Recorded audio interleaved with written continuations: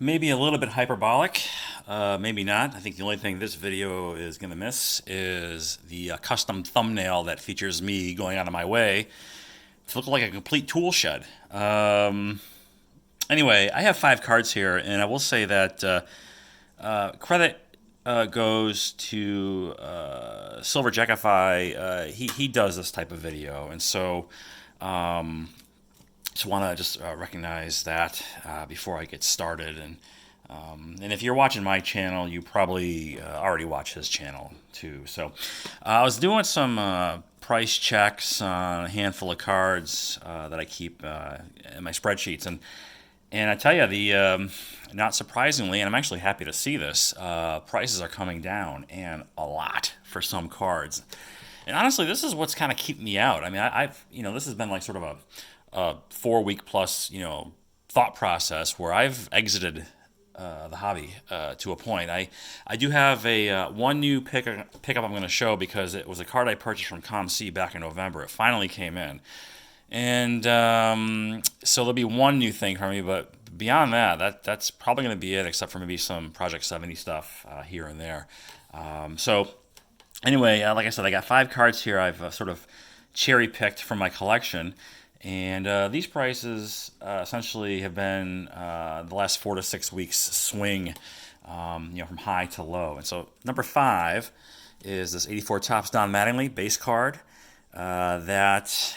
Oh, I think it reached a peak of around $2,200 back in February, and I happened to take a look today, and now it sells for right around $1,000. So that's more than a 50% loss in value on paper. The Tiffany goes for substantially more money. In fact, when I was shopping around for the 84 Tops, this one, by the way, I bought before the storm. This sent me back, I think, like $260 or so, somewhere in there. I think it was 4 sharp corners. And at the time, the Tiffany's were like around 3,000, and I was just like, nah, I don't feel like doing that. So, but anyway, this one is, it's one of the bigger ones from the 80s, for sure. Very recognizable card. But yeah, it's seen one of many cards that's seen a dramatic price fluctuation going backwards. Up next is one of the favorite cards in my collection, and same story here. The 80 Topps Ricky Henderson rookie PSA 9, which looks like it sold for a high of around $7,000 to $8,000 in the last 4 to 6 weeks. And then today, it looks like it's selling for around $3,500. So about another 50 to 60% drop, give or take, for this card.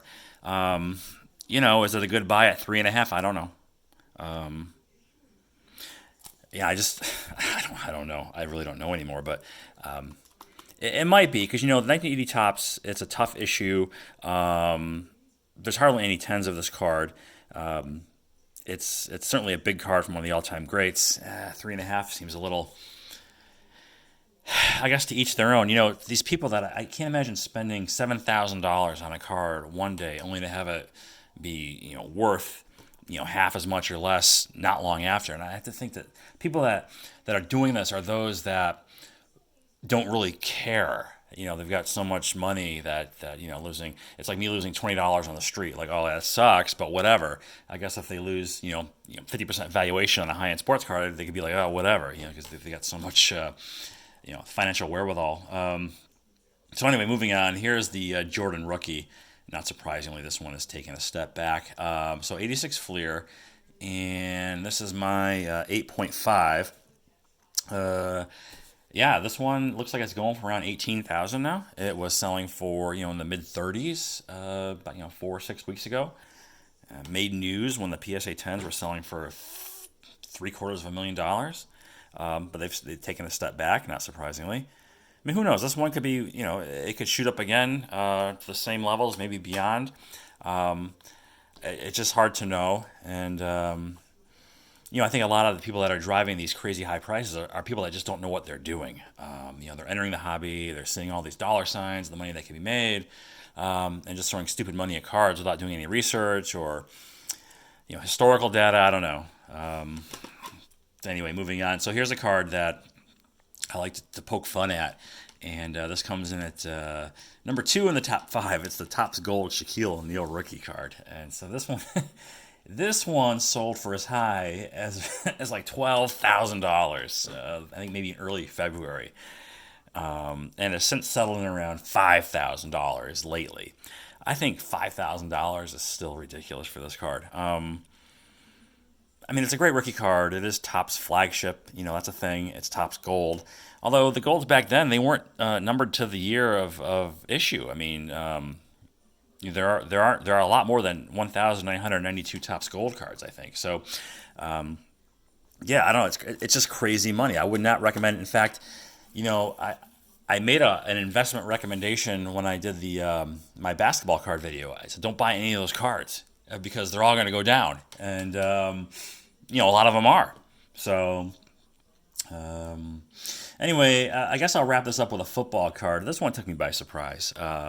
So number 1 is I have this '84 John Elway rookie card, which, you know, when I was doing my research and trying to do some updates, this one sold for as high as like $1,600, like maybe a little over a month ago.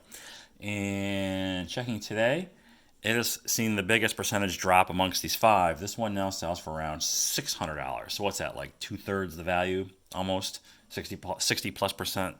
Nice card. A big card, you know, 84 Topps and PSA 9 is still a big grade. 10s are really tough. This card is notoriously known for having the print defect. You see a lot of Mint 9 PDs out there. But this one's nice and centered, clean. And when I bought it, at the time, I overpaid. I kind of bought it at what then was a peak value of like $255. And then not long after, it had dropped to, I think at one point I saw a sale for under $100 for this card. But since then, it's risen, you know, like everything else. But it's come down. So again, $1,000 loss or, you know, valuation drop on paper anyway for this John Elway rookie card. So there you go. Just a quick video. Thought I'd throw together. If you like videos like this, I certainly can do more of them. I mean, going forward, like I said, I've exited the card market. You're not going to see Friday Night Vintage. You're not going to see Friday Night Filth. I've lost total interest in buying anything right now. So from a sports card standpoint, what you'll see is some sort of, you know, recycling of material. You know, these cards I have shown before, but now I'm packaging them this way and talking about something different here. But if you like this kind of thing, you know, I'm certainly open to doing more of them. That will do it. More to come. I got some new comic books on the way, and I have a vintage card showcase I'm going to put together. So stay tuned for that. And yeah, I'll talk to you later.